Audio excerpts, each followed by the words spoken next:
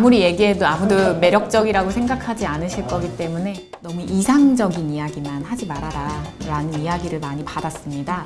근데 지금은 그런 이야기가 더 이상적이고 훨씬 더 꿈 같은 이야기라고 생각합니다.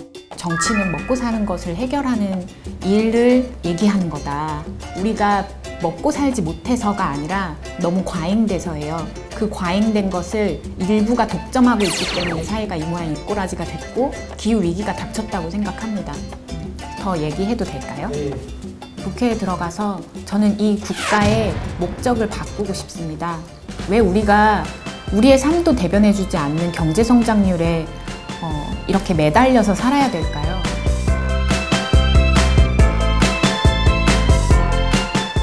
사회가 붕괴하고 있어요.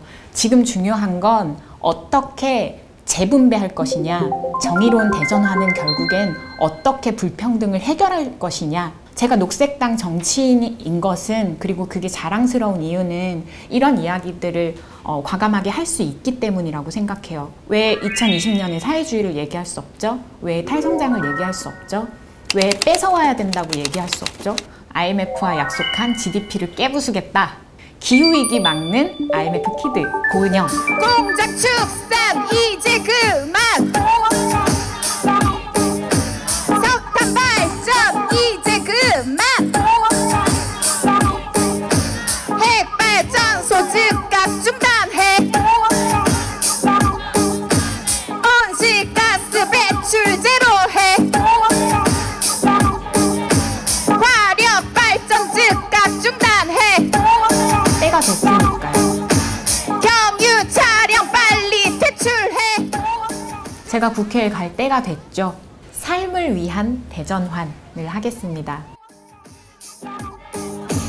기후위기 이제 그만.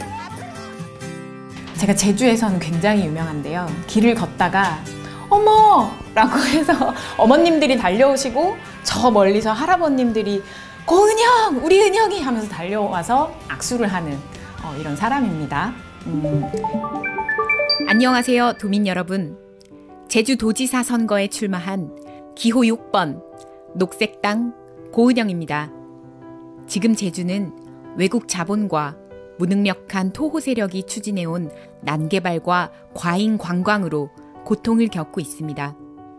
늘어나는 쓰레기와 집가 상승, 교통체증, 그리고 오폐수는 그 고통을 가중시키고 있습니다. 제주에서 공항을 두 번째로 짓겠다라고 하는 국토부의 사업이 발표되면서 제가 그때부터 제2공항 반대 운동에 좀 투신을 했었거든요. 그 이후에 반대 운동을 하려고 사실 선거에 출마했는데 갑자기 정치인이 된 거예요. 고은영 후보 역시 득표율 3.5%로 3위를 기록함으로써 자유한국당과 바른미래당 후보를 득표에서 앞서는 성과를 거뒀습니다. 그리고 탄소 경제라고 하죠. 여러 가지 토건 사업들, 그리고 석탄, 이런 화석 연료를 사용하는, 그러면서 경제가 부흥되는 이런 시스템 자체를 바꿔야 할 필요가 있겠다. 기후 위기를 막아내는 데는 전 세계적 공조가 필요합니다. 지구적 이슈니까요. 거대한 사회 지구적 이슈입니다. 여기에 대응할 수 있는 가장 능력 있고 실제 그렇게 작동을 하고 있는 정당도 녹색당입니다.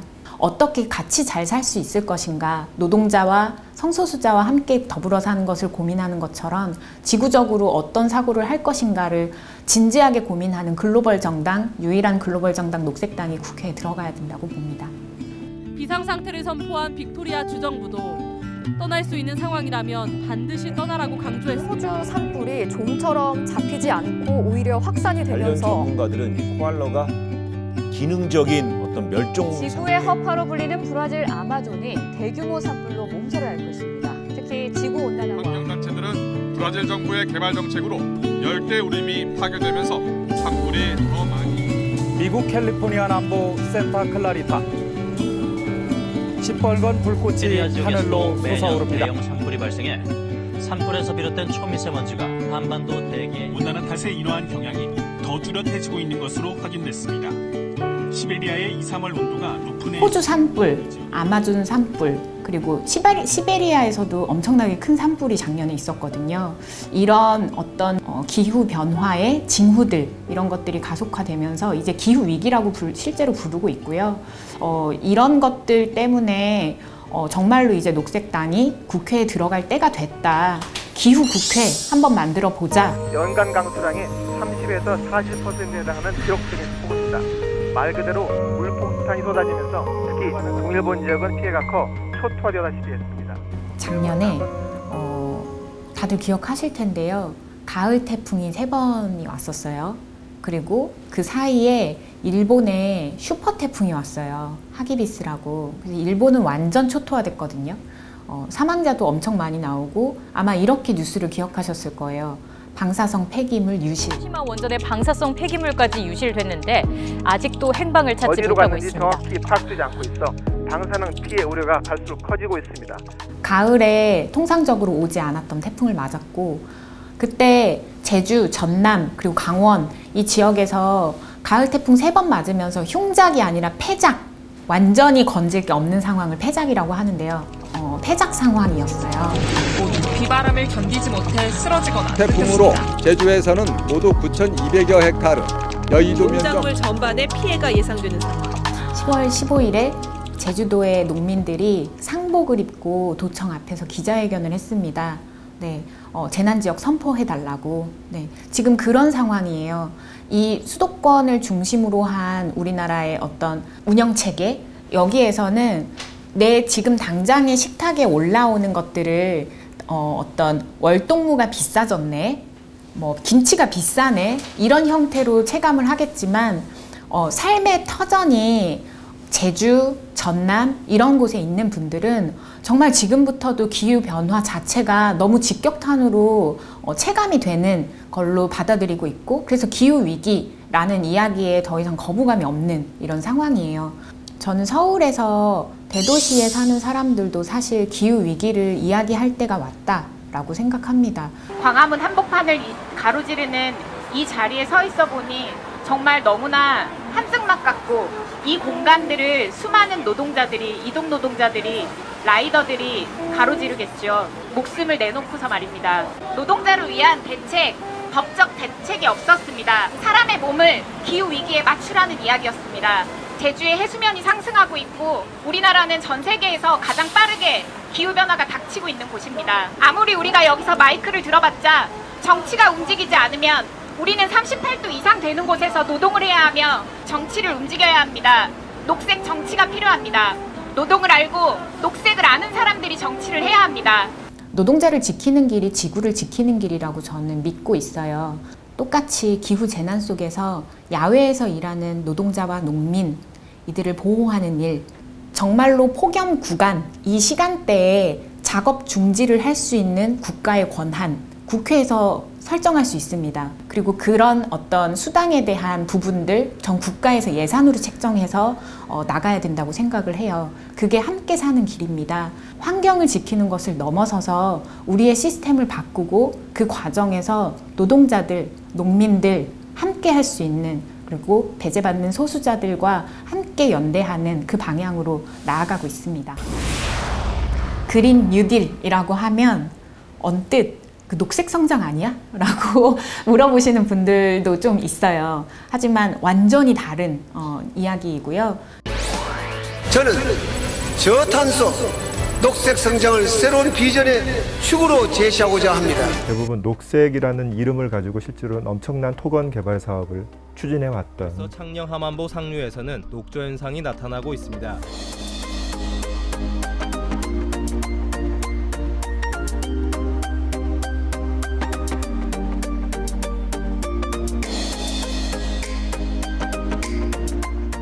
지금 뭐 미국, 영국, 그리고 유럽, 지금 전반적으로 세계에서 이 정의로운 전환의 과정을 정말 한두 개를 고쳐서가 아니라 에너지 바꿔야 하고 그 에너지를 소비하는 도시의 계획, 교통 계획, 그리고 생산, 소비하는 이런 시스템, 농업, 이런 전반적인 부분들을 다 재구축해야 되는 이런 위기 상황에 좀 봉착하면서 그러면 그린 뉴딜이라고 하는 정책 패키지를 통해서 우린 이렇게 바꾸겠다라고 하는 안들이 쏟아지고 있어요.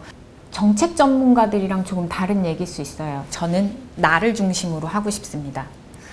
대전환은 나에게서부터 시작된다고 생각합니다.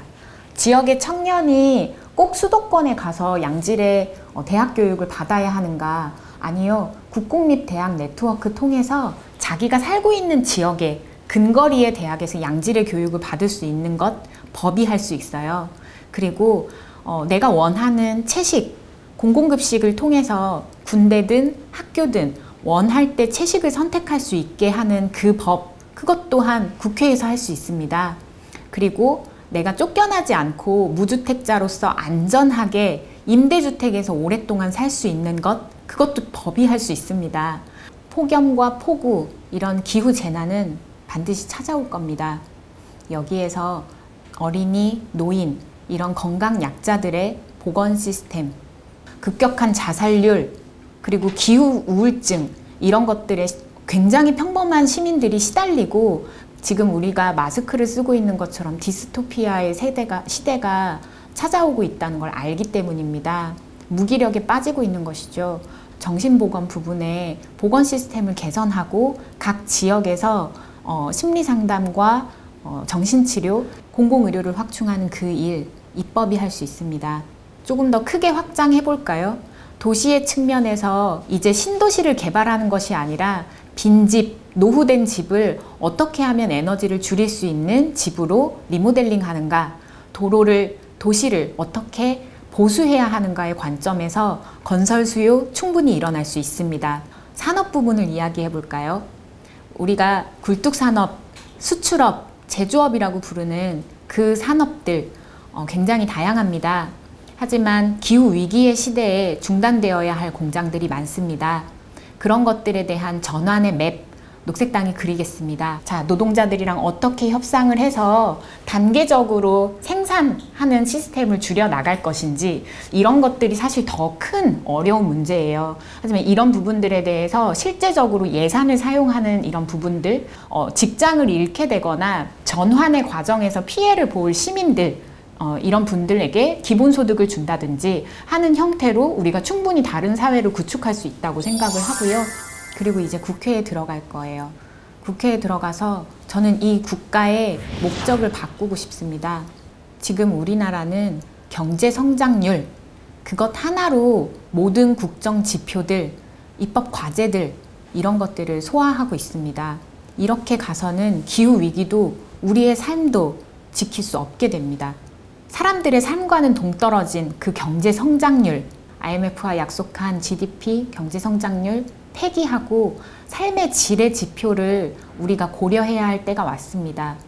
깨끗한 물, 깨끗한 공기, 기대 수명, 평생 교육, 내 삶을 진짜로 행복하게 만들어줄 다른 지표들에 대해서 이미 유럽 사회는 도입을 하고 있습니다. 수많은 지표 중에 하나가 경제성장 지표일 뿐입니다. 경제성장이 우리의 삶을 대변해주지 않습니다. 저는 그것을 제 몸으로 체험했고 그 전환을 이제 저 혼자만이 아니라 녹색당만이 아니라 그냥 국민들하고 함께 그 길을 이뤄나가고 싶어요. 2020년부터.